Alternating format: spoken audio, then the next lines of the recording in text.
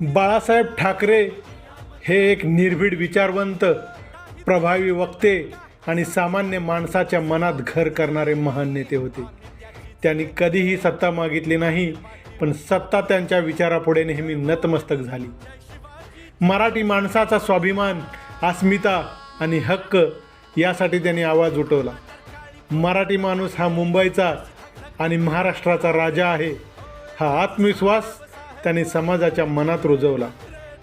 त्यांच्या शब्दात ताकद होती, कारण ते मनातून बोलायचे. लेखणी आणि व्यंगचित्राच्या माध्यमातून त्यांनी अन्यायावर घाव घातला. त्यांचं नेतृत्व पदावर आधारित नव्हतं, तर लोकांच्या हृदयावर आधारित होतं, आणि म्हणूनच ते हिंदू हृदय सम्राट म्हणून ओळखले गेले. धर्म, राष्ट्र आणि संस्कृती याबाबत त्यांची भूमिका नेहमी स्पष्ट आणि ठाम होती. देश प्रथम, समाज पुढे आणि स्वाभिमान सर्वात वर, हेच बाळासाहेबांचे जीवनमूल्य होते. आज बाळासाहेब आपल्यात नाहीत, पण त्यांचा विचार, त्यांचा आवाज आणि त्यांची निर्भयता आजही जिवंत आहे. ते आपल्याला एकच संदेश देतात: भीतीला न झुकता सत्याच्या बाजूने उभे राहा.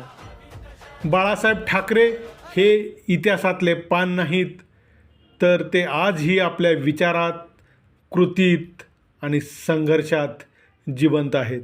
भीतीला न झुकता विचारावर ठाम राहणे म्हणजे बाळासाहेब असणं. सत्ता मिळवणं मोठं नाही, विचार निर्माण करणं मोठं म्हणजे हिंदू हृदय सम्राट बाळासाहेब ठाकरे.